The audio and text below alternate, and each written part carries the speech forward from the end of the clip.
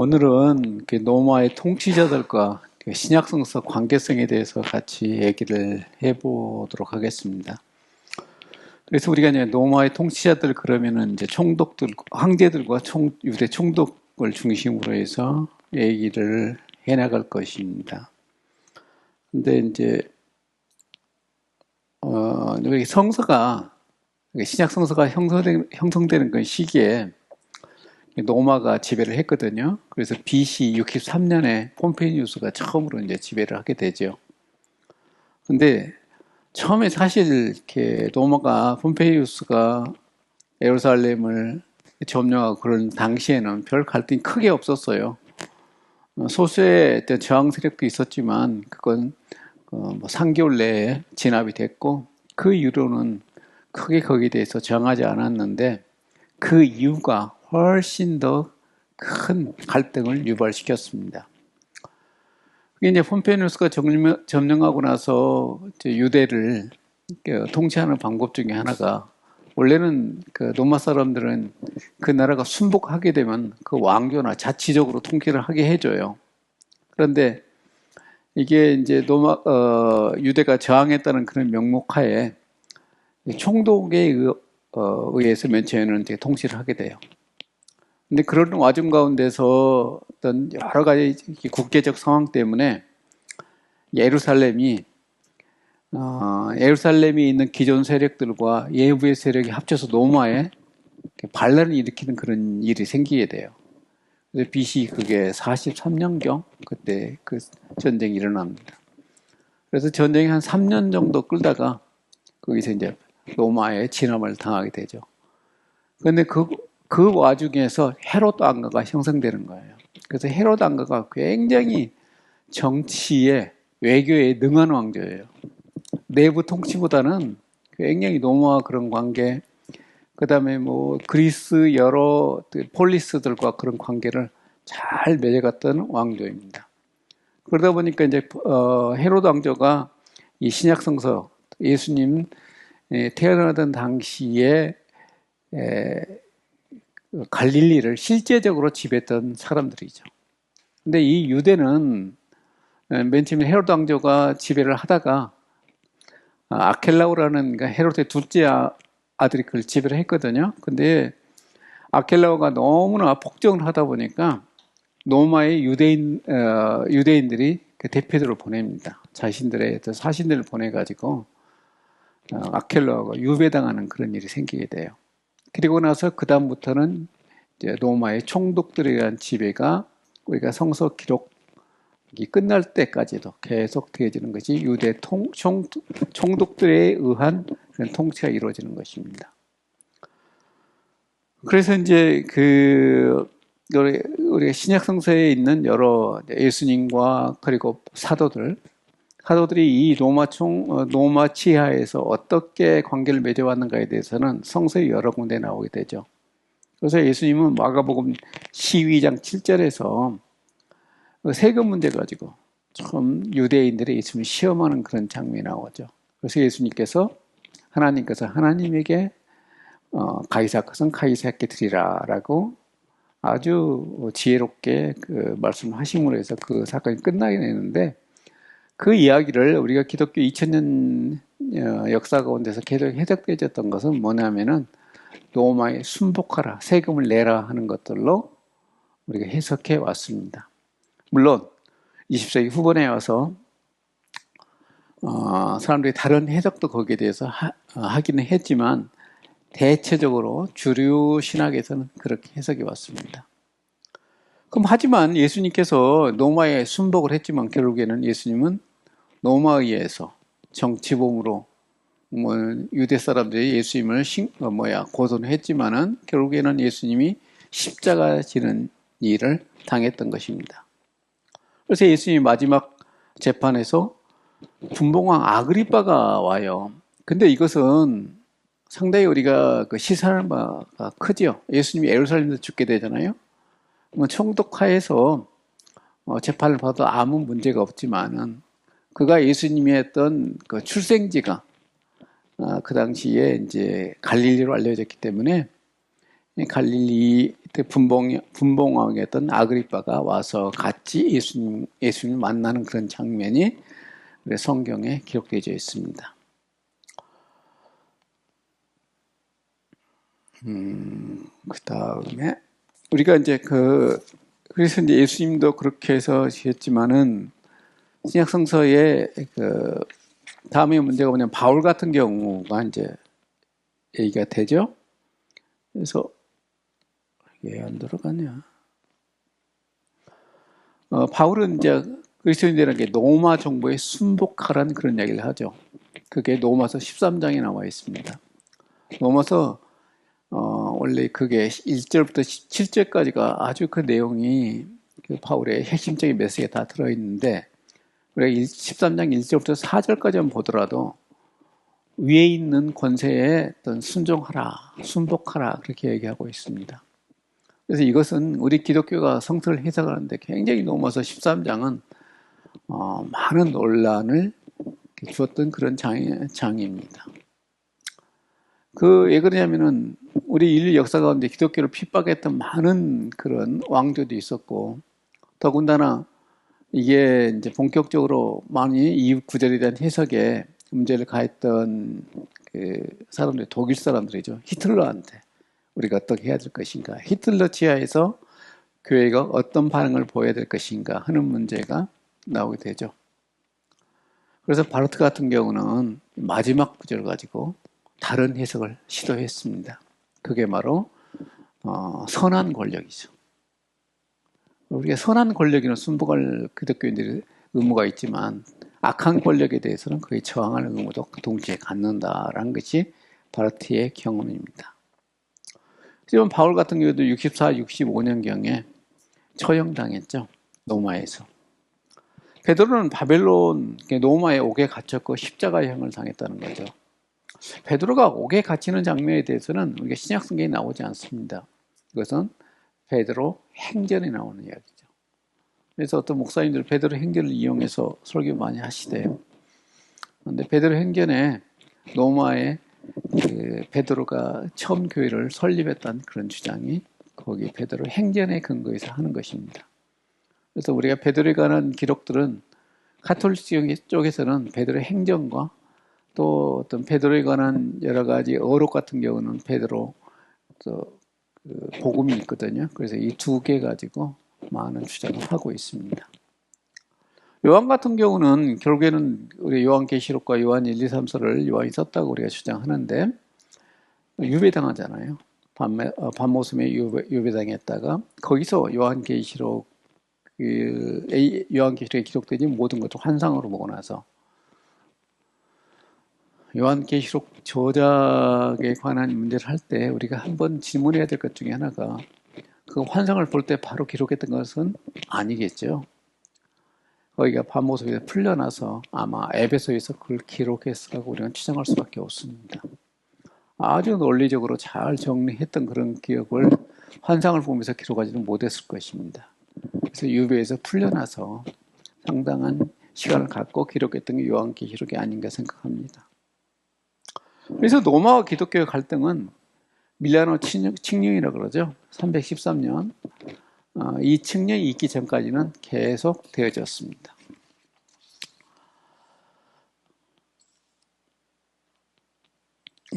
그 다음에 이제 로마 제국의 황제들에 대해서 우리가 얘기를 해야 되는데 여기에 대해서는 우리가 로마 황제들에 관한 이야기는 스웨투니어스에 나오는 12황제를 중심으로 얘기해보고자 합니다. 그런데 잘 아시다시피 스웨투니어스가 얘기했던 사람은 12황제인데 중간에 세 황제에 대해서는 그 사람들이 황제 등극했다? 처형당했다? 그 이야기밖에 안 나와요. 짧게 언급되어서 세 황제들은 어찌 보게 되면 로마 사람들한테 로마 자신들을 그 황제가 되도록 세웠던 로마 군인들에 의해서 결국에는 처형당하는 일이 반복되어졌습니다. 그래서 그 사람들 빼고 나머지 9 황제에 대해서 얘기를 해볼까 합니다. 우리가 노마가 언제 시작되었냐, 노마, 제국적인 그런 그 성격을 띤 나라, 언제 시작되었냐 하는 그런 문제는 우리가 BC 243년 카르타고와의 그런 전쟁에서 시작되었다고 생각합니다. 노마가 원래는 작은 나라로 시작되었는데, 도시국가였죠. 사실, 작은 나라였는데, 이게 이제 강성해 가면서, 그 당시에 최강이었죠. 그 주변에서. 카르타고, 하니말 장군이라고 많이 기억할 것입니다. 그 장군과의 마지막 전쟁을 치르고 나서 노마가 그 지중해에 이제 패권을 잡게 됩니다. 그리고 나서 이제 이게 언제 그 중간에는 맨 처음에 노마는 제정으로 시작했다가 왕조로 시작되었다가 중간에 이제 너무나 이게 문제가 많으니까 반란이 일어나죠. 그래서 이게 이제 공화국정으로 변합니다. 그래서 쭉 공화정이 내려오다가 BC 27년에 이제 아우구스티누스가 모든 권력이 이양이 돼요. 그래서 아우구스투스라는 이름이 주어지는 거죠. 칭호예요. 이건 자기 이름이 아니라 원래는 옥타비아누스죠.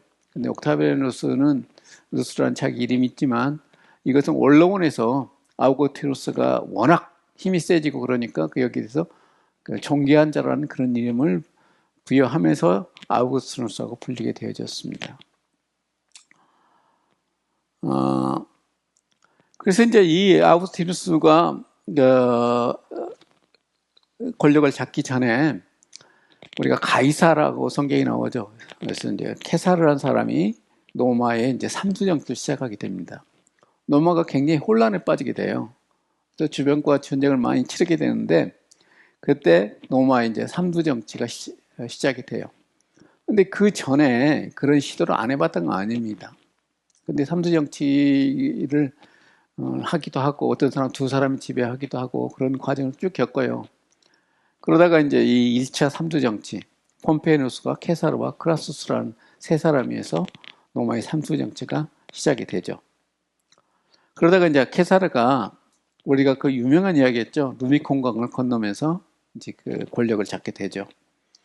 근데 케사르가 이제 그 안에 있던 삼두정치가 오는 그런 혼란을 종식시키기 위해서는 왕이 필요하다는 그런 생각을 가지고 있었어요. 근데 그 원로원에서는 너무 싫은 거죠. 공화주의자들은. 그래서 우리가 그 유명한 브루투스에서 암살을 당하게 됩니다. 근데 브루투스가 참 재밌는 사람이에요. 그게 누구냐면은 이 시저, 줄리어스 시저, 케사르의 애인의 아들이었습니다. 케사르가 굉장히 바람둥이였다고 그러는데 케사르라는 사람에 대해서 조금 얘기하게 되면 이 사람이 젊었을 때 두 가지 큰 사건을 겪었어요. 하나는 뭐냐면은 여행을 하다가 해적들에 의해서 포로가 됩니다. 거기서 6개월 정도 포로 생활을 해요. 거기서 탈출하고 나서 포로를 싹 쓸어버리죠. 그래서 이제 장군으로서 명성을 얻게 되는데요. 근데 더 이 사람 인생을 바꿔놨던 것 중에 하나는 굉장히 자기 와이프가 미인이었는데 바람을 피워요. 그것도 노마의 아주 유명한 집안의 아들하고 바람을 피웁니다. 그래 그게 들통이 나가지고 노마 사회 전체가 막 노마 시내가 들썩들썩 하는 거예요. 그런데 이게 이제 이것을 무마시키는 일을 누가 했냐면은 이 케사르가 했던 것입니다. 증인이 되어줬어요. 그 귀족 아들이 자기 집에 가지 않았다는 것을 증거하는데 이 케사르가 가서 증인 노릇을 해줬습니다. 그리고 이혼을 하게 되죠. 그래서 케사르가 굉장히 군인 장군으로서 여러 가지 정벌도 많이 했고 그렇든가 노마의 법에 따라서 그렇게 많은 전리품을 얻게 됐잖아요. 그 전리품을 갖다 다 어디에 썼냐? 노마에 있는 모든 미인들한테 선물을 주는 일을 썼던 것이에요. 그래서 이것은 우리가 그 정치인들 얘기할 때 항상 소환됩니다. 꽤 오래됐어요. 우리 지금 민주당의 대통령 후보로 나왔던 있죠. 그분이 영화 배우인가 서로 스캔들에 굉장히 휘말렸거든요. 근데 가짜로 판명돼서 지금 얘기 안 되는데 그때 어떤 사람이 TV에 나와서 그러더라고요. 좀 주지. 그 이야기가 정치인들한테 하는 이야기입니다. 정치인들이 바람 피고 나서 돈을 잘 많이 주게 되면은 입을 다문다는 거죠. 근데 이 케사르가 그렇게 바람을 피웠어도 단 하나도 어떤 여자들도 여기에 대해서 불만을 표하지 않았다고 하는 것도 참 유명한 이야기입니다. 그리고 나서 이제 이 사람이 자기 조카한테, 손주 조카죠. 조카한테 자기가 이제 아들이 없으니까 양자로 삼았죠. 18살인 옥타비아누스, 삼수정치의 한 사람이었던 옥타비아누스를 자기 상속자로 삼습니다. 그리고 나서 우리가 줄리어스 시저 영화 보게 되면 그 유명한 연설을 하게 되죠. 근데 그 영화 보면 재밌죠. 맨 처음에는 사실은 이 공화정 사람들이 이겼어요. 근데 옥타비아누스가 다시 그걸 뒤집는 그런 연설 장면이 아주 명장면으로 나오죠. 그래서 이제 가이사르가 죽고 나서 일단 재밌었던 것 중에 하나가 가이사르가 죽었을 때 가장 슬퍼했던 사람들은 예루살렘 사람들이었다고 그래요. 왜냐하면 이 시저가 동방에서 전쟁을 치르다가 거의 굉장히 코너에 몰려서 죽을 뻔했는데 그 당시에 그를 도왔던 사람들이 바로 헤롯 왕조 사람들입니다. 그래서 돈을 많이 주고 거기에 군대까지 보내가지고 그가 에집트와 전쟁에 승리하게 만들거든요. 그러면서 이 케사르가 이렇게 자기 로마로 돌아가면서 이 예루살렘 유대인들한테 굉장히 많은 특권을 줍니다. 그때부터 생긴 게 이 사람들 유대인들은 따로 자신들의 지역을 거기에 모여서 살 수 있는 그런 특권도 주고요. 세금의 감면도 해주고. 그리고 나서 자기들만의 어떤 재판권까지 줍니다. 그래서 해당해서 재판할 수 있는 그런 권리가 이때 생깁니다. 그런데 이 가이사르가 죽었을 때 얼마나 유대인들한테 슬펐을 거예요. 슬퍼할 수밖에 없는 그런 상황이었겠죠. 그래서 옥타비아누스하고 안토니우스하고 네피투스가 세 사람이 이제 삼도정치 2차 제3도정치죠. 이것을 하게 되는데 그때 옥타비아누스는 그 로마의 서쪽을 장악하게 되고요. 안토니우스가 이제 이 동방 쪽을 장악하게 돼요. 그러다 보니까 이 안토니우스가 직접적으로 이 예루살렘, 특별히 유대 땅을 지배하는 그런 통치자 역할을 하게 되는 거죠. 영향력을 크게 행사할 수 있게 되죠. 그러다 보니까 그 당시에 헤로드 왕가가 이 안토니우스를 지지합니다. 그리고 거기다 많은 뇌물도 바치고 안토니우스가 좋은 관계를 맺게 돼요. 그런데 이 안토니우스가 그 유명한 우리가 클레오파트라고 그러죠. 클레오파트라고 칠세하고 서로 연인 관계가 되죠. 근데 클레오파트라는 원래 줄리어스 시저의 애인이었어요. 근데 이제 안토니우스가 또 힘을 잡으니까 거기에 또 애인 됩니다. 그리고 나서 이 클레오파트라가 굉장히 다 그러죠. 그래서 이제 안토니우스 힘을 통해 가지고 자기가 이제 왕이 돼요. 원래는 이집트가 왕이 둘이었습니다. 이 클레오파트라하고 다른 자기 형제가 왕이었는데 동생을 내쫓고 단독 왕이 됩니다. 그리고는 안토니우스하고 좋은 관계를 맺고 잘 살았는데 그러다 보니까 이제 욕심이 생긴 거예요. 그래서 지중해에다가 로마와 서로마와 어떤 분리되어 있는 그런 동로마 제국을 설립하려고 그랬죠. 그러다 보니까 옥타비아누스가 용납이 안 돼가지고 결국에는 악티움에서 마지막 전쟁을 치르게 되고 거기에서 전쟁에 지면서 두 사람이 자살을 했다는 것이 우리한테 전해지는 이야기입니다. 그런데 안토니우스가 맨 처음에 이 헤롯의 그런 관계 속에서 결코 좋은 감정을 가질 수 없었어요. 그런데 헤롯이 바싹 엎드립니다. 군대도 보내고 같이 전쟁에 동행을 해요. 이미 기울었던 것을 알게 되니까 힘이 이게 이제 옥타비아누스한테 갔구나. 그래서 거기에 찰싹 붙어서 그 전쟁에 많은 물자도 제공하고 군대도 제공하고 그래서 옥타비아누스의 충성심을 보인 결과 이 헤롯이 유대를 지배하는데 많은 힘을 실어주게 됩니다. 이 아우구스투스가 로마 역사에서 가장 오랫동안 최고의 권력을 누렸던 사람이에요. 왕이라고 할 수 없죠. 자기 스스로 왕이라고 한 번도 부르지 않았으니까요. 그래서 우리가 이제 팍스 노마 그렇게 되면 아우구스티누스 치아를 얘기합니다. 그래서 BC 63년부터 3년에 태어나서 AD 14년에 죽게 되는데요. 근데 이 사람은 원래 로마 사람들 이름이 길어요. 그래서 자기 그 양아버지가 카이사르 그 줄지어서 시저스였기 때문에 앞에 우리가 이 라틴어에서 이 K하고 C가 있는데 카이사가 C로 시작되는 그런 우리 알파벳 C로 시작되어 있는데 우리 황제는 K로 시작되거든요. 근데 그 아우구스티누스는 한 번도 자기 이름을 얘기할 때 카이사 이런 것을 쓰지 않았다 그래요. 왜 그러냐면은 그 당시에 공화주의자들을 의식했던 태도라고 생각합니다. 그래서 언론에서는 카이사에게 어떤 큰 힘을 줬어요. 그래서 옥타비아누스가 자기가 왕위에 앉지 않는다면 어떤 권력이라도 주겠다 하는 그런 태도였습니다.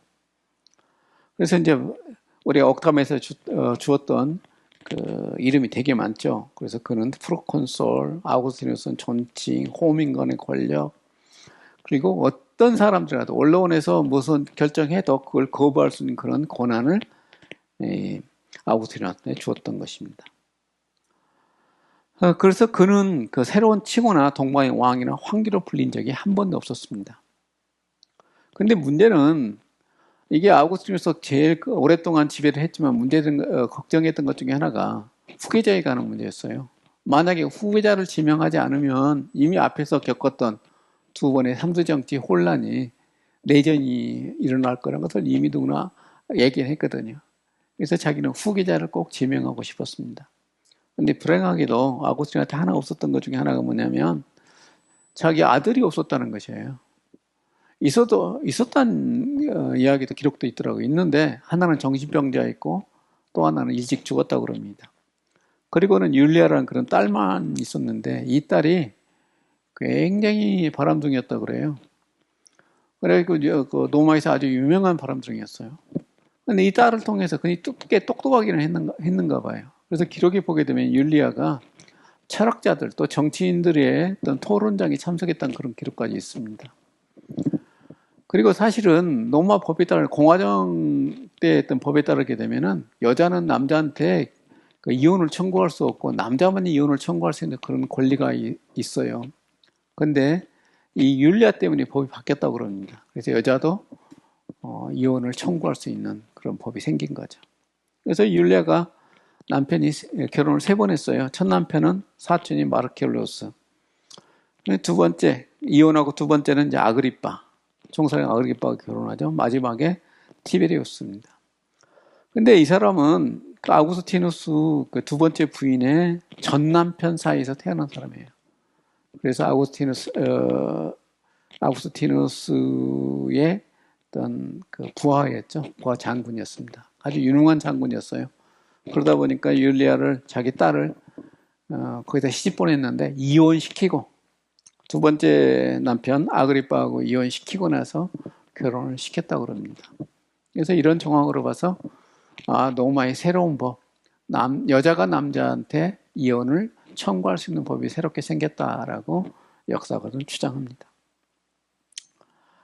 그래서 이제 아우구스티누스가 티베리우스하고 이제 결혼하면서 율리우스 크리우디우스 왕조가 새롭게 성립이 되는 거죠. 그래서 이 왕조는 네로 때에 끝을 맺습니다. 근데 이제 그 아우구스티누스가 2년 동안에 공동 통치를 해요. 티베리우스하고. 그래서 우리가 이 2년을 감안해서 어떤 그 로마의 역사에서 또 신약 성서의 역사를 규정할 때 조금 혼란을 이야기하기도 합니다. 그래서 이제 그 당시에 많은 기록들을 보게 되면요. 아우구스티누스는 정말 칭송받는 그런 지도자였습니다. 로마뿐이 아니라 동방 지역에서는 항상 신전에는 아우구스 그 상을 함께 세울 정도로, 그리고 거기에 대해 바치는 시 같은 게 많이 남아있는데 보게 되면 아우구스티누스를 신이라고稱합니다. 살아있는 신. 그래서 아우구스 은혜에 따라서 우리가 이렇게 평안을 누린다 그럽니다.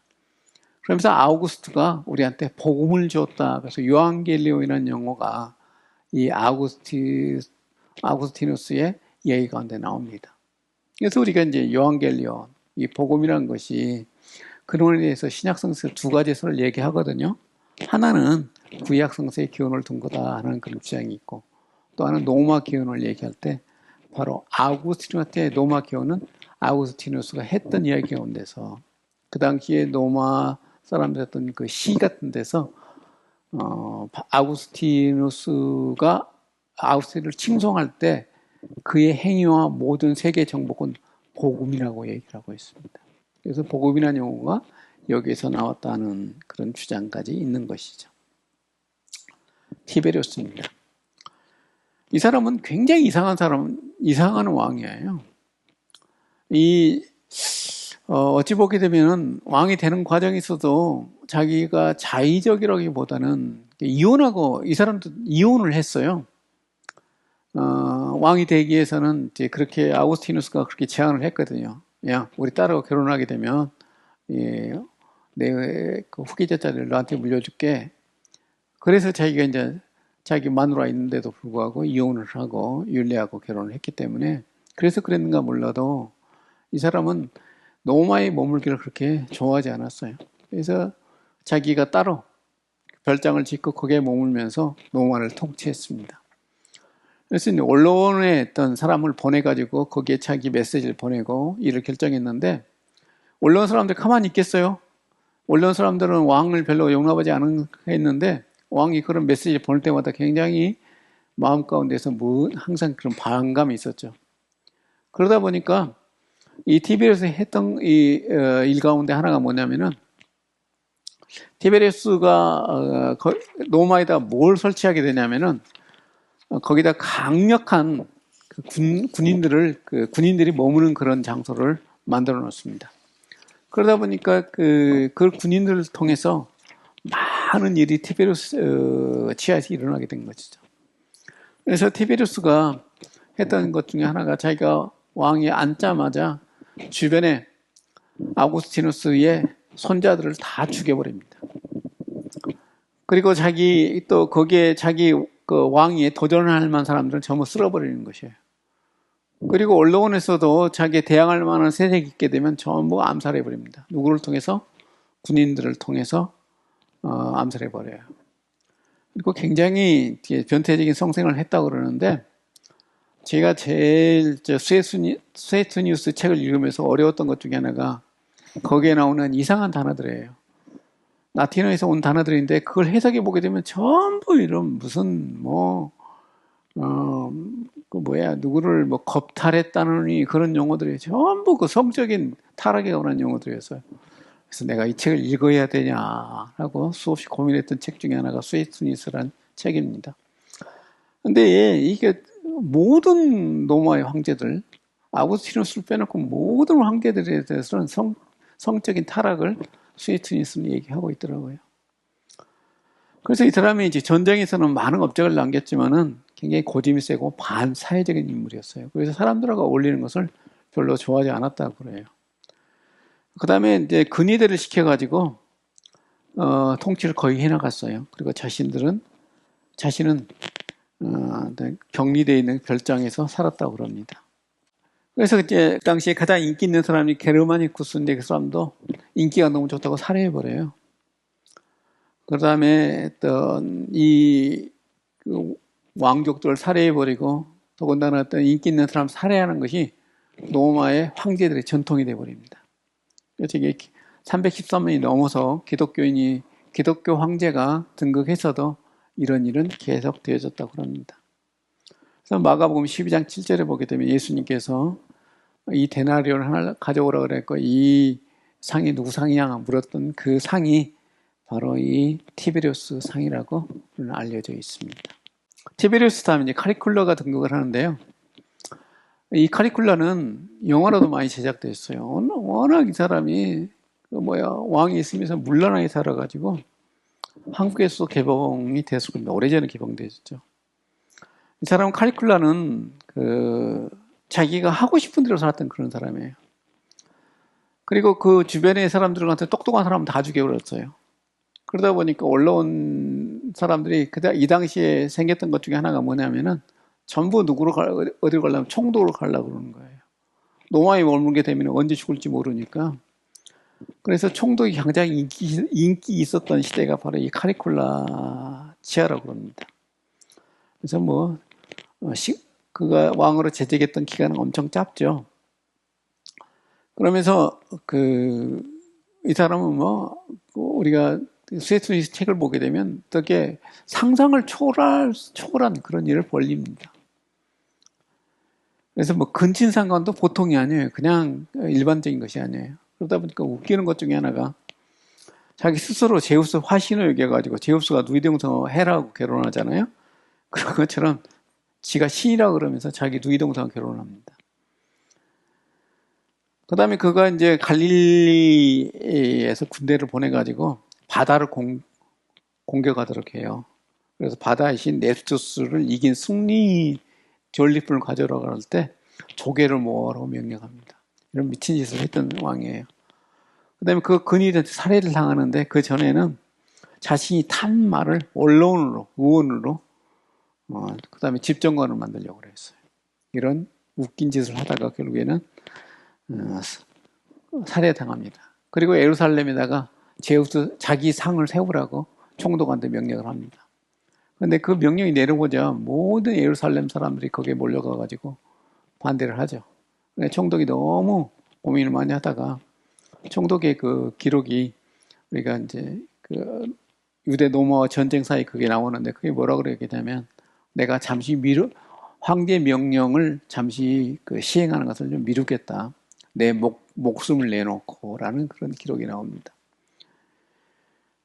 그래서 이제 그런 행동 때문에 결국에는 예루살렘에 폭동이 일어나는 일어나는 것이 좀 연기됐다라고 얘기를 하죠. 그 다음에 클라우디우스예요. 이 왕은 상당히 어찌 보게 되면 자기 자신의 신체적 불구 때문에 왕이 된 사람입니다. 카리콜라가 다 죽여버렸어요. 왕이 될 만한 사람. 그런데 이 클라우디우스는 다리가 좀 졸었다고 그래요. 그리고 말도 좀 어벙벙했다고 그럽니다.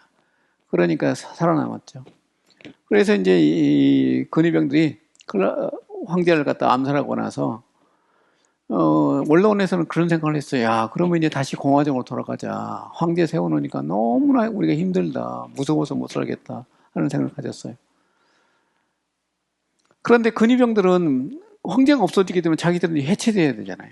군대로 돌아가야 돼. 일반 군인이 되는 거죠. 그러다 보니까 근위병들에 의해서 황제가 세워진 것이 바로 클라우디우스입니다. 이 사람이 황궁에 있는 큰 커튼 뒤에서 숨어서 바리바리 떨고 있는데 잡아다가 왕으로 앉혀버린 거예요. 근위병들에 의해서. 근데 이 사람이 왕이 되고 나니까 굉장히 똑똑한 사람으로 변해요. 그래서 우리가 이제 카리콜라가 했던 것 중에 하나가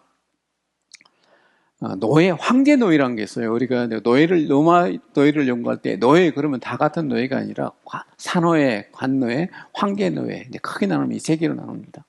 근데 황제 노예들한테 이때부터 어떤 특권이 주냐면은 귀족들하고 결혼할 수 있는 권리를 줍니다. 남자일 경우. 황제 노예가 자유인이 되게 되면 귀족들하고 결혼할 수 있는 권리를 줘요. 그리고 이 황제 노예들이 다음에 못 가면 총독까지 돼요. 그래서 우리가 바울 당시에 총독 중에 하나가 이 황제 노예였던 사람이 해방된 사람이 있습니다. 그만큼 황제 노예들에 대해서는 많은 특권을 줬고 두 번째로 여자들에 있어서 재산을 상속할 수 있는 법적인 권한을 주는 것이에요. 그 전까지는 여자한테는 그런 권리가 없었어요. 그래서 우리가 다음에 배경을 얘기할 때 여성들의 사회적 지위 그리고 여자 어린아이들에 관한 이야기 이런 것들 얘기해 보겠지만은 여성들의 권리가 이 클라우디우스 황제에 의해서 많이 높아집니다. 근데 그 전에 근친상간은 좀 법적으로 금하고 있었어요. 근데 자기 조카하고 결혼하려고 근친상간법을 바꿉니다. 그래서 이제 이 클라우디우스 후계자가 네로예요. 근데 네로가 어머니가 이제 그리피아인데 아그리피아죠. 아그리피아가 굉장히 유명한 여자예요. 이 여자가 굉장히 미인이었던가 봐요. 근데 그 전 남편하고 사이에 태어난 게 네로예요. 그리고 나서 이제 이 황제하고 이제 결혼을 하게 돼요. 자기 삼촌이죠. 클라우디우스가 결혼을 하게 됩니다. 그리고 나서는 자기 아들이 25살이 되니까는 클라우디우스를 갖다가 독살시켜버려요. 그리고 자기 아들을 갖다가 후계자로 왕위에 올려버립니다. 그래서 덕을 참 잘 다뤄봤다 그래요. 어찌 보게 되면 와이프한테 독살당하는 그런 불행한 왕이었던 게 바로 이 클라우디우스의 왕입니다. 클라우디우스 형제가 사도행전 12장 1절에 드니는 아그리파 1세를 왕에 앉혔던 그런 사람이에요. 그리고 그는 그 49년 사도행전 18장 2절에 보게 되면 브리스로 아굴레가 나와요. 그 사람이 동쪽에서 왔다는 그런 표현이 나옵니다. 그때 우리가 수에스니스 책에 보게 되면 이 당시에 클라우디우스 황제 때 49년에 노마에서 유대인들이 폭동을 일으켜가지고 서로 갈등 때문에 싸웠어요. 그 내용을 보면 뭐라고 나오냐면 그리스도 때문에 유대인들 간에 갈등이 일어났고 그것 때문에 클라우디우스 황제가 로마에서 모든 유대인들을 추방했다는 기록이 나옵니다. 그리고 사도행전 18장 2절에 이야기 나오는 거예요. 그래서 이야기가 수에투니스의 기록하고 서로 맞아서 간다 그렇게 이야기합니다.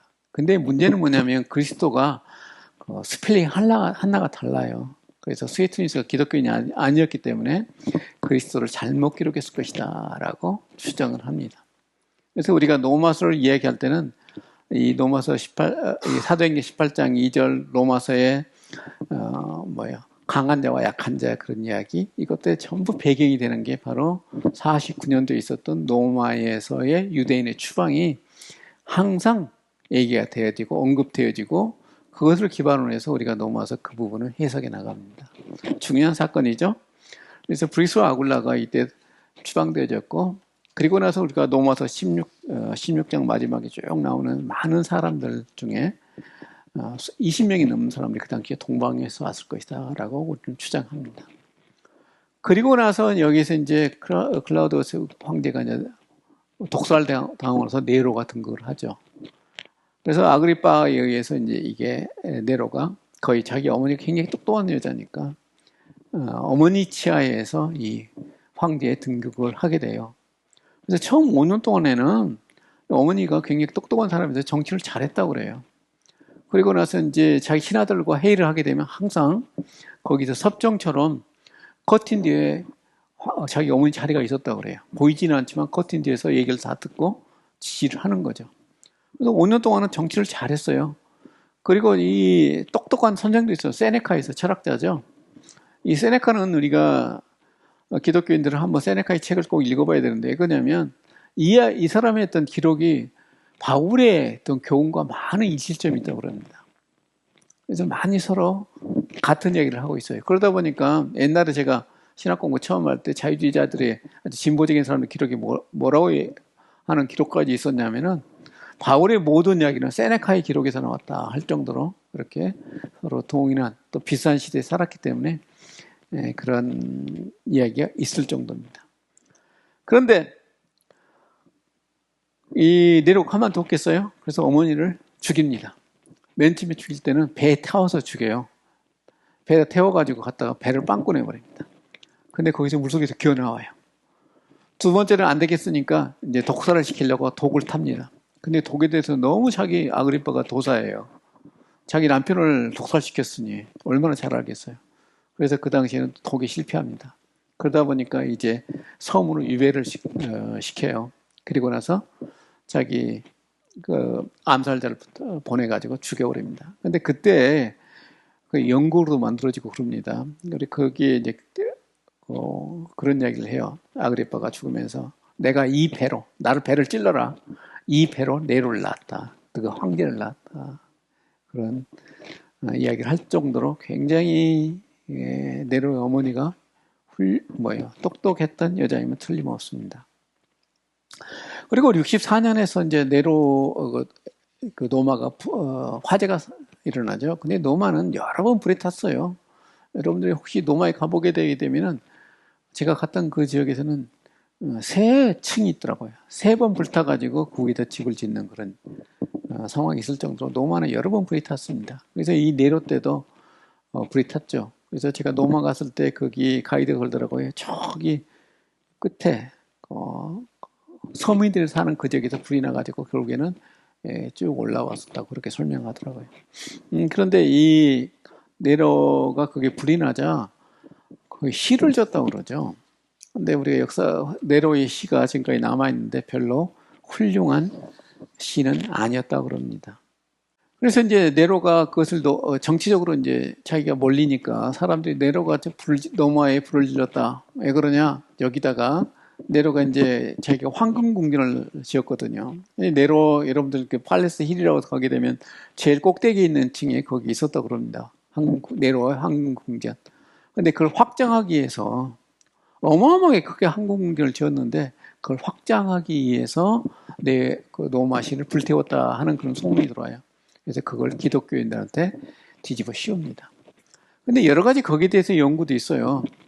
그래서 기독교인들 얘기할 때, 그때, 그 당시에 네로가 뒤집어 씌웠던 것이 뭐냐면은, 이놈들은 그 마지막 우리가 종말을 기독교인들이 하나님이 일하는 심판한다는 얘기를 하잖아요.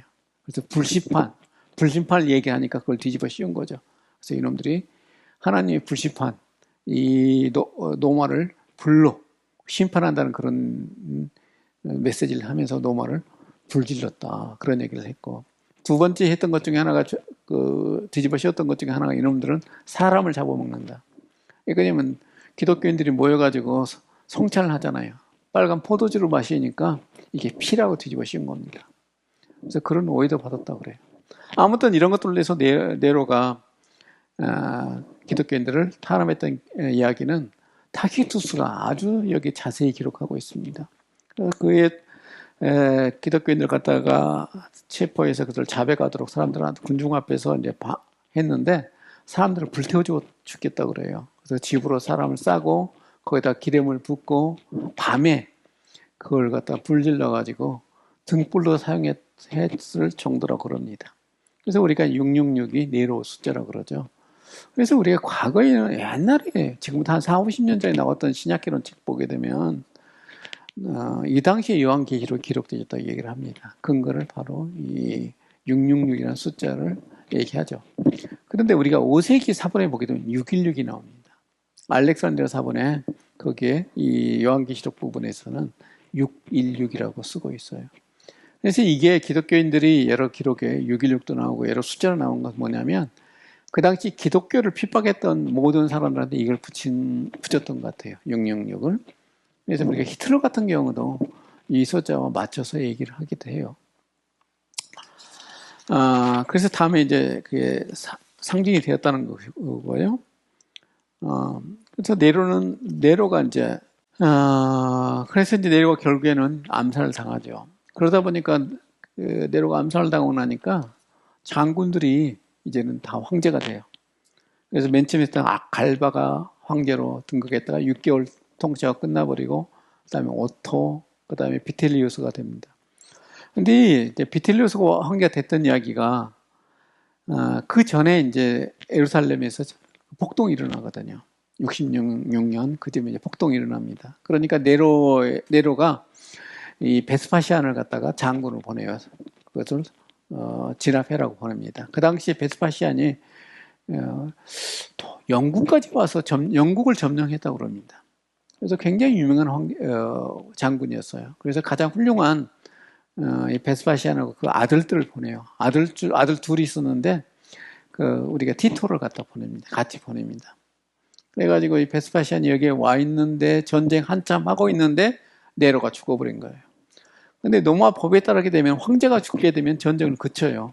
그래서 전쟁을 그치고 나서 노마가 어떻게 변하는가로 기다리고 있는데 노마에서는 계속해서 황제가 바뀌면서 노마가 혼란에 빠지게 되죠.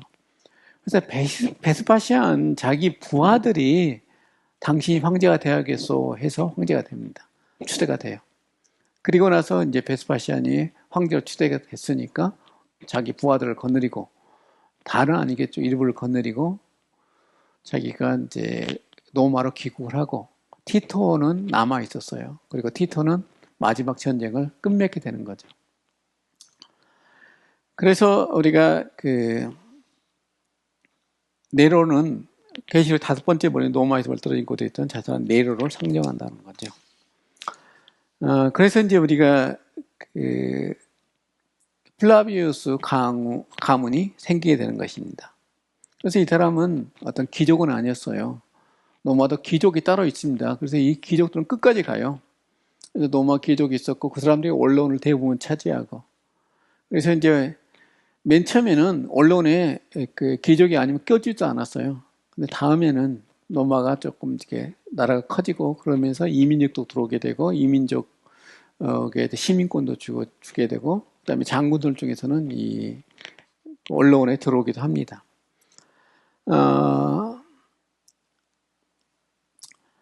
베스파시안이 이제 유다 전쟁에서 이제 승리를 하게 되죠. 그다음 거기에서 요세푸스가 항복을 해가지고 베스파시안이 황제가 된다는 그런 예언을 통해 가지고 우리가 그 유명한 노마 유대 전쟁사를 기록하는 황제의 명을 따라서 기록했다고 그러죠. 그리고 나서 이제 우리가 원래 요세푸스는 플라비우스라는 이름이 아닌데 황제로부터 그 이름을 하사받아요. 그래서 그 왕족의 이름을 하사받는 그런 영광을 누리게 되는 거죠. 그리고 베스파시안이 했던 것 중에 하나가, 이게 네로가 너무나 로마를 이제 뭐 난리를 피워놨으니까 이것을 사람들한테 좀 진정시키기 위해서 네로 황궁을 갖다 헐어버립니다. 황금 궁전을 갖다 헐어버려요. 근데 나는 황금 궁전에 대한 설명이 좀 이해가 안 되는 것 중에 하나가, 그게 황금 궁전이 황금으로 갖다 막 쌌다고 그러잖아요. 근데 이게 해가 기울기에 따라서 건물이 거기에 따라서 돌았다고 그러네. 회전을 했다고 그래요. 그게 가능하나? 그 당시의 기술로 불가능하겠죠. 근데 거기에 거기 안내자가 그렇게 설명하더라고요. 이게 이 황궁이 해 기울기에 따라서 움직였다고 그렇게 설명하더라고요. 사람에 의해서 움직였다고, 아무튼 그렇게 훌륭하게 지었다고, 어마어마하게 그 황궁을 지었다고 그럽니다. 그런 게 갖다 그걸 허물어 버렸어요. 그리고 거기다 뭘 했냐면은 원형 경기장을 세웠습니다. 그래서 로마 사람들은 어디 가나 원형 경기장을 세워요. 그래서 폼페이에 가게 되면 그 사람들이 세웠던 원형 경기장이 있어요. 그 경기장이 결국에는 다음에 그 로마에 세워진 원형 경기장이 원형이 되었다라고 주장을 하더라고요. 그 다음에 그가 이제 10년 통치하고 나서 자기 아들한테, 티투스한테 자기 자리를 물려줍니다. 그런데 이 베스파시안이 굉장히 유머가 많은 사람이었어요. 그래서 로마의 법이 어떤 게 있냐면, 황제가 죽게 되면은 그 사람은 신으로 취대해요. 언론에서 신으로 취대해요. 근데 아들한테 이제 왕계를 자기가 이제 왕위를 물려줬지만은 그래도 권력이 있는 거죠. 그래서 그가 죽게 된다 그러니까 많은 신하들이 몰려왔어요. 언론 거기에 있는 귀족들도 몰려오고. 그런데 이 사람이 잠깐 깨어났다고 그래요. 깨어나서 하는 이야기가 뭐냐면, 내가 한바탕 신이 될 뻔했다고. 그런 농담을 했을 정도로 평소에도 굉장히 농담을 즐기고 선정을 베풀었다고 얘기를 합니다. 티투스예요. 티투스는 그 유대 전쟁의 마지막을 정리했던 사람이에요. 근데 어떤 사람들은 70년에서 73년까지 우리가 마카베라고, 그것이 그 마지막 유대인들의 그 게릴라전까지도 점령을 했다고 그러는데, 70년에 공식적인 기록은 70년에 로마에 간 것으로 나와 있습니다. 그리고 이 이제 티투스 제임시에 우리가 이제 폼페이 화산이 폭발했죠. 그 다음에 이 사람이 독신으로 평생을 살았습니다. 황제임에도 불구하고 결혼을 하지 않았어요. 그 이유에 대해서 여러 가지 얘기하는데, 유대인들의 기록이겠죠. 유대인들의 기록에 따르게 되면은 그 하스모니아는 황녀 가운데 베네트리아라는 그런 황녀가 있어요. 이 사람이 이제 저기 갈릴리 그 지역을 그 지배했던 분봉왕의 동생인데, 이 티투스가 예루살렘을 점령하고 나서 이 하스모니안 황녀하고 사랑에 빠졌다는 것이에요. 그러고 와서 이제 로마에 돌아왔습니다. 근데 자기가 황제가 되고 나니까, 황제가 되기 전부터 계속 결혼해가는 얘기가 나올 거 아니에요. 다음에 황제가 될 사람이니까. 그런데 그런 얘기가 나오는데 자기 애인이 온 거예요. 예루살렘에서. 와가지고 로마에 와서 다시 이제 아주 즐거운 시간을 보내고 있어. 자기 아버지한테 이제 결혼을 하겠다고 이 여자하고. 유대인하고 결혼하겠다 그러니까 로마가 난리가 나버린 거예요. 그래서 결국은 결혼하지 못하고 황녀는 다시 유대로 돌아갔다. 그런 이야기가 있습니다. 그런데 문제는 뭐냐면 평생 독신으로 살았던 건 사실입니다. 그리고 나서 이 티투스가 이제 콜로세움을 완성하죠. 자기 아버지부터 시작했던 이 콜로세움을 완성하는데 이 돈이 어디서 나왔느냐 하는 문제가 우리가 많은 학자들의 연구 대상이기도 합니다. 근데 많은 돈이 예루살렘에서 가져갔다고 그래요. 예루살렘에 거기 성전에서 그렇게 많은 돈이 나왔다고 그럽니다. 그 당시 기록을 보게 되면은 수레가 끝이 안 보일, 보물을 싣고 오는 수레가 끝이 안 보일 정도였다 그럽니다.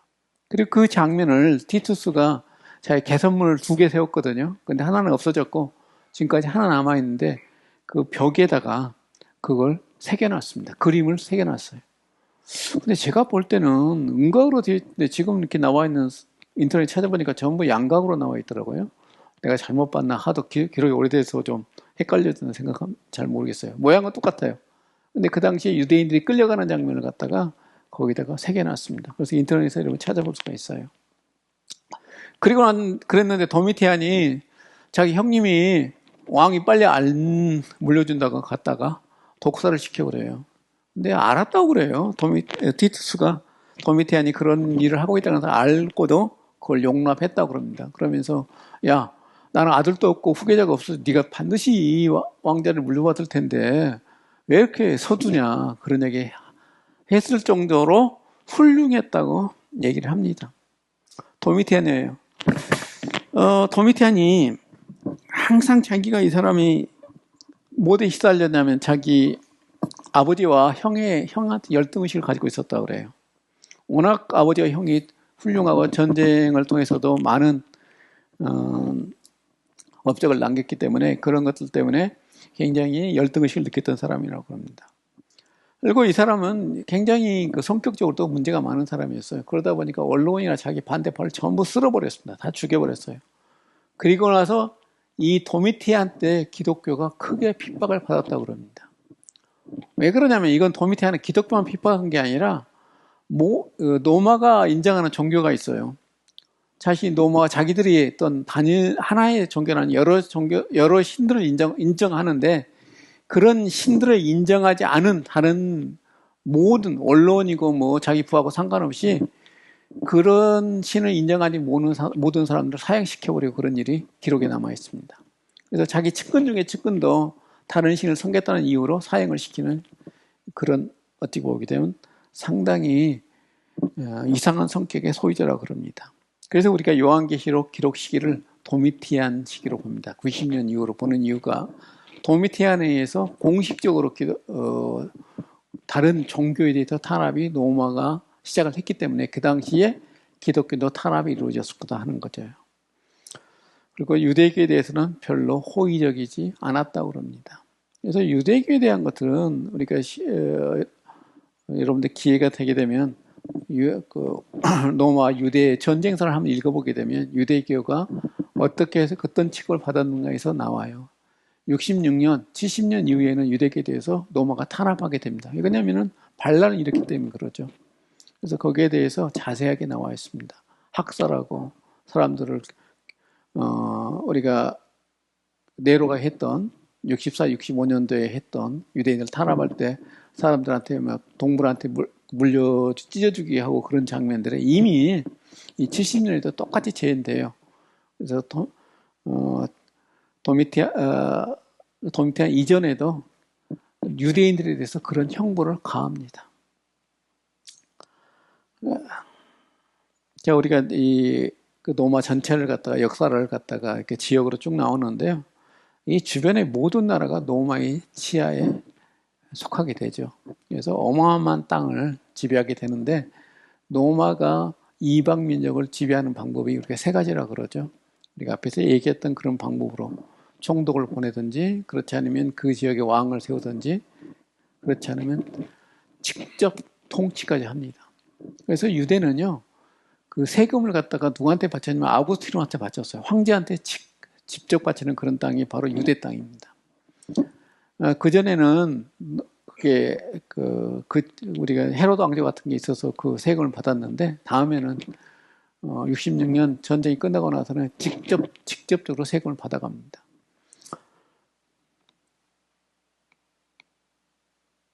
로마의 총독들입니다. 이렇게 앉아서 하니까 1시간 넘게 할 수 있겠네요. 우리가 BC 57년부터 57년부터 55년 사이에 히르크라스 2세의 모든 권한을 빼앗고 유대를 시리아 총독 하나에 두죠. 로마가 이제 그렇게 하게 됩니다. 그래서 히르크라스누스 2세가 이 사람이 그 당시에 그 유대 지역에 이제 왕이 둘이었어요. 그래서 경쟁을 하는 건데 이 히르크라스가 굉장히 힘이 약해요. 좀 모질라는 거죠. 그러다 보니까 히르크라스가 로마의 후원을 받아가지고 오랫동안 지배를 하게 됩니다. 그래서 로마 제국 전체를 거쳐서 유대인들은 그들이 해마다 성전세를 예루살렘에 보낸 액수만큼 세금 감면 혜택을 받았다고 그래요. 그래서 유대인들을 위해 인두세예요. 모든 사람들한테 사람 머리 숫자 세가지고 세금을 바치는데 그만큼 세금을 감면해줬던 거죠. 그래서 빌라도가 우리가 이제 예수님을 재판했던 사람 중에 하나죠. 그래서 36, 37년 사이 2년 동안, 2년은 안 되죠. 그 기간 동안에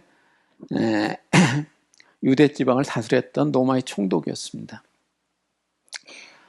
근데 이 사람이 두 가지 일을 저질렀는데 하나는 로마를 자기가 이제 총독이 됐으니까 자기 부하들한테 뭐라고 얘기했냐면은 저기 로마 군기가 그려져 있는 게 있어요. 그 군기가 그려져 있는 그 깃발을 갖다가 로마 예루살렘을 들여오라고 그랬습니다. 유대인들이 난리가 났죠. 그래서 결국에는 유대인들이 우리를 죽이고 이 깃발을 가지고 들어가라 막 그렇게 항의하니까 결국에는 그게 실패했습니다. 포기했어요. 두 번째로 했던 것이 뭐냐면은 수로 건설을 하기 위해서는 자금이 필요하잖아요. 그래서 성전에 가가지고 성전을 갖다 털어버렸습니다. 그래서 우리가 고르반이라고 나오죠. 복음서에. 그 돈을 갖다 털어가 버린 거예요. 그 다음에 이제 우리가 시중에 보니까 어떤 사람이 올려놨더라고요. 빌라도의 편지라고. 우리가 복음서에 보게 되면 빌라도는 죽이지 않기를 원해. 예수님을 사형시키고 싶지 않았는데 유대인들이 막 해서 이제 결국 사형시켰다고 그러잖아요. 그런데 그유대인들의 평가는 달라요. 이 사람은 굉장히 야만적이고 교활하고 여우 같은 사람이라고 요세푸스는 기록하고 있거든요. 근데 우리 성경에서는 상당히 긍정적으로 기록되어 있습니다. 그러다 보니까 4세기에 뭐가 나왔냐면요. 기독교가 이제 이렇게 로마를 또 공인받고 나서는 편지가 나온 거예요. 빌라도의 편지라는 게 돌아다닌 것입니다. 그때 빌라도는 자기가 예수님에 대해서 굉장히 그런 어떤 신성을 다 느끼고 있었고 하나님의 자녀임, 하나님의 아들임을 알았다 뭐 이런 식으로 그 기록이 오늘날까지 전해지고 있습니다. 그런데 그건 다 가짜예요. 4세기, 5세기 그런 편지들이 엄청 많이 나옵니다. 그래서 서기와 바울이 있어요. 그래서 1세기 중반 구로에 대한 총독했다 그러죠. 사도행전 13장에 바울에 의해서 복음을 받아 회심했던 사람으로 알려져 있습니다. 그래서 이게 서기와 바울이 처음으로 바울에 의해서 이제 어찌 보면은 컨버트했던 회심했던 사람으로 알려져 있어요. 그래서 바울의 이름이 어디서 왔느냐 할 때 우리가 5가지 설이 있는데 그 중에 하나가 서기와 바울설도 있습니다. 그래서 바울한테 처음으로 이렇게 로마 총독으로서 예수를 믿게 된 사람이었기 때문에 이 사람 이름을 따서 바울이 자기 이름을 쓰지 않았을까라는 주장도 있습니다.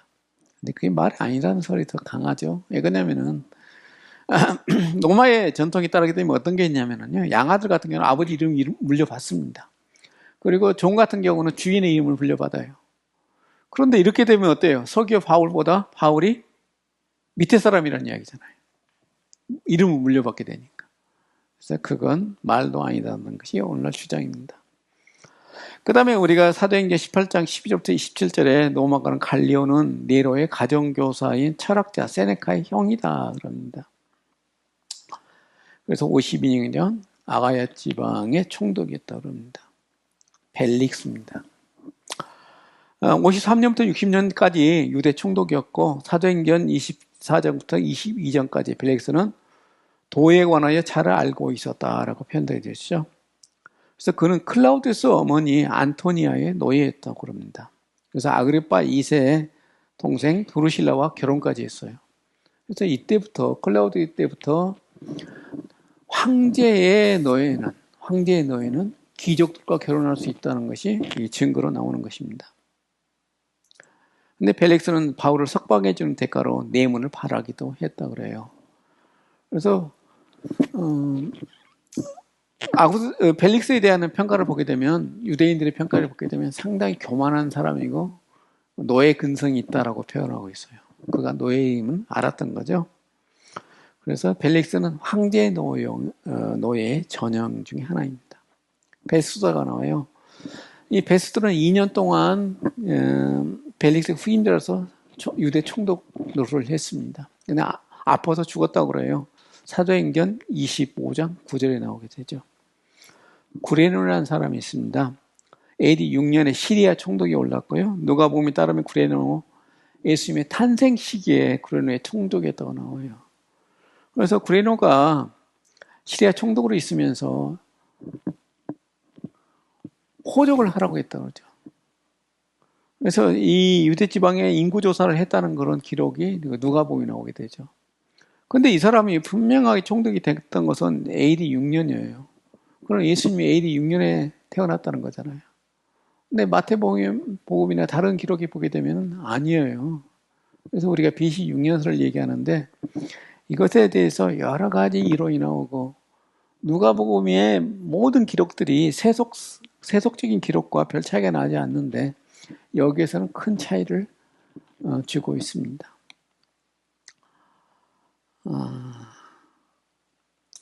노마를 어떻게 볼 것인가 그래서 제가 이런 그림을 그려봤어요. 그래서 예수에 해당된 사람이 아우구스티누스고요. 하나님은 주피터. 그 다음에 버질이라는 시인이 있어요. 우리가 버질 그러면 노마의 가장 위대한 시인 중에 하나죠. 그 다음에 호라스라는 시인도 있습니다. 그래서 이 두 시인은 아우구스티누스가 신이라고 계속 이야기했던 사람이에요. 그리고 이 아우구스티누스가 투스의 모든 이렇게 통치에 대해서는 찬양을 했던 사람이에요. 그리고 나서 이방인들이 아우구스티누스를 받아들여야 한다고 얘기를 합니다. 그래서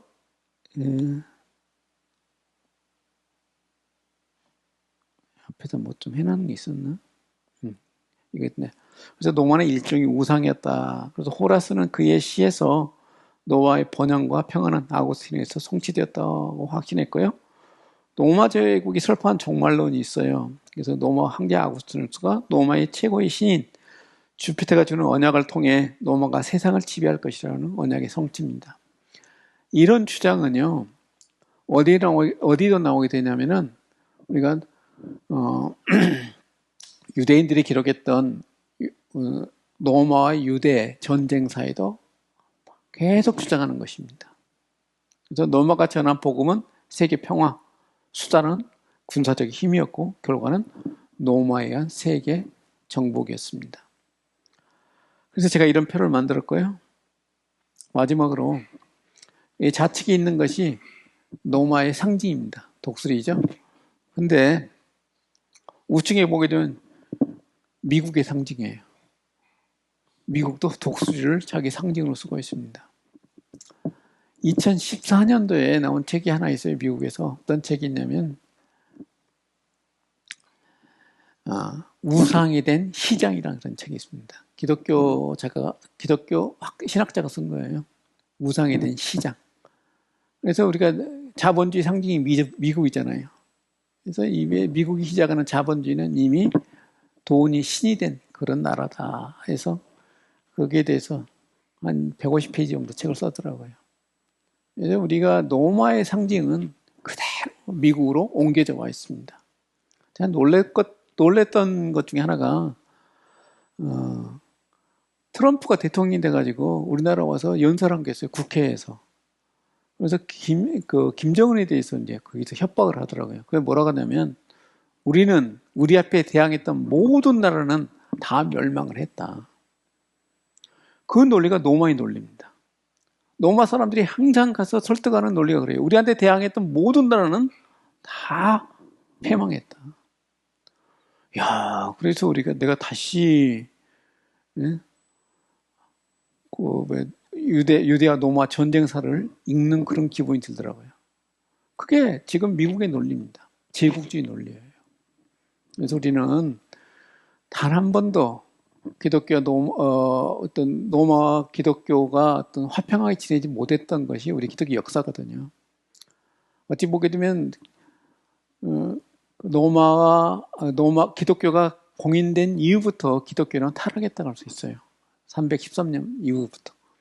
그런 것처럼 우리가 미국에 있는 많은 교회들이 어찌 보게 되면 재밌는 것 중에 하나가 미국 교회 가게 되면 큰 교회 가게 되면은 제일 앞에 뭐가 있냐면은 미국 성교기가 있어요. 나 그거 보면 제가 깜짝 놀랐는데 우리나라는 태극기 없잖아요, 교회. 그래서 자기들 어찌 보게 되면 하나님 나라를 미국과 서로 일치시키는 그런 의식이 로마의 남침내교에 뿌리 깊게 있는 것 같은 느낌을 받습니다. 오늘 이야기를 마치면서요.